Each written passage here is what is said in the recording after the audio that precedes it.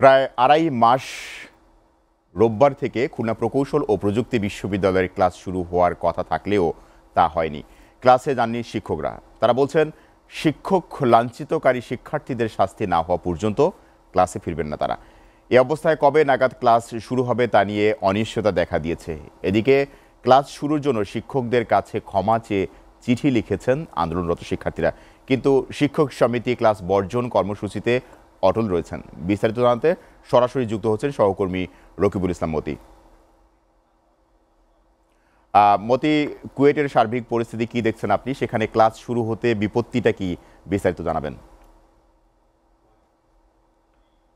এখন 2.5 মাস পরে কিন্তু এই যে কুয়েট ক্যাম্পাস খুলেছে এবং সাধারণ শিক্ষার্থী যারা তারা কিন্তু এখন ক্যাম্পাসে অবস্থান করছেন এবং তারা ভেবেছিল যে কুয়েটের যে নানা জটিলতার ভিতর দিয়ে যে সময়গুলো কেটেছে, এখন যেহেতু তারা যে তারা যে বিষয়টি চেয়েছিল ভিসির পদত্যাগ এবং স্বাভাবিক শিক্ষা কার্যক্রম শুরু, ভিসির পদত্যাগ হলেও কিন্তু এখন পর্যন্ত শিক্ষার যে স্বাভাবিক কার্যক্রম সেটা কিন্তু এখনো শুরু হয়নি।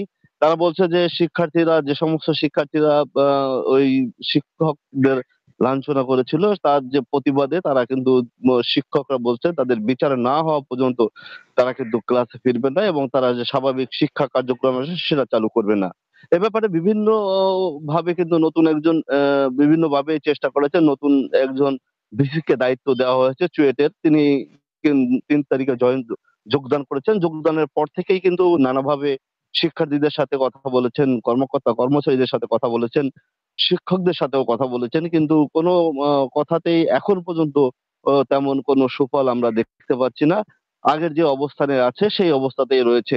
আজ কিন্তু সকাল ১০ টার সময় কুয়েটের অডিটোরিয়ামে কিন্তু শিক্ষক, ছাত্র এবং যারা শিক্ষক প্রতিনিধি আছেন এবং ভিসি এবং ডিনরা কিন্তু এখানে এখানে একটি বসবেন এবং তারা বসে একটা সিদ্ধান্তে আসবে বলে আমরা জানতে পেরেছি।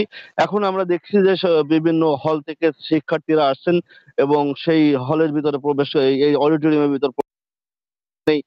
১০ টায় শুরু হওয়ার কথা থাকলেও একটু দেরি হচ্ছে। কিন্তু একটু পরেই কিন্তু এইখানে সেই আলোচনা হবে এবং আলোচনার পরে বিস্তারিত বিষয়ে আমরা আরো জানতে পারবো যে কি সিদ্ধান্ত আসছে কুয়েটের পড়াশোনার শেষ শিক্ষকরা কি সিদ্ধান্ত নিচ্ছে সেটাও জানা যাবে।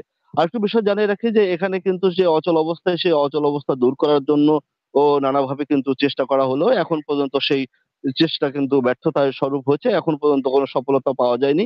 এর ভিতরে শিক্ষার্থীদের সাথে আমি কথা বলেছি। তারা যে বিষয়টি বলেছে যে বিভিন্ন কারণেই হয়তোবা সময় পার হয়ে গেছে।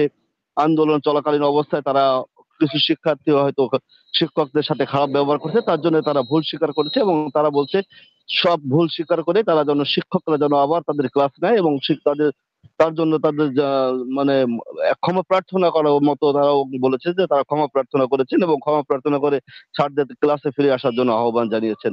শিক্ষকদের সাথে আমরা কথা বলেছিলাম, শিক্ষক প্রতিনিধি। তারা যে বিষয়টি আমাদেরকে জানিয়েছে যে, আ শিক্ষার্থীরা যে দাবি তুলেছিল ভিসি পদত্যাগ, সে ভিসি পদত্যাগ করেছে এবং স্বাভাবিক কিন্তু শিক্ষকদের যে লাঞ্ছনা বঞ্চনা হয়েছে, সেই লাঞ্ছনা বঞ্চনা কিন্তু সারা দেশের মানুষ দেখেছে।